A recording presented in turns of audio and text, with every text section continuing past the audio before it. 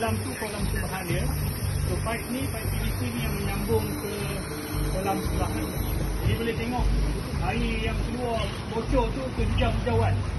So itu adalah najis sembahan babi lah. Tujuan daripada ladang. Biasa kalau dia letak banyak dia akan keluar ke lubang. Dan sana kita boleh tengoklah non-stop dia leaking air sembahan, leaking terus masuk ke dalam.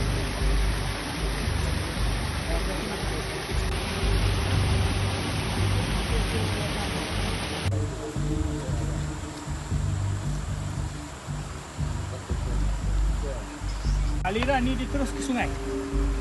Jadi persoalan dia, kalau kita boleh bau, kita dah boleh bau babi punya najis kan. Jadi kenapa ladang ni mengeluarkan ataupun mengalirkan air ni terus ke sungai?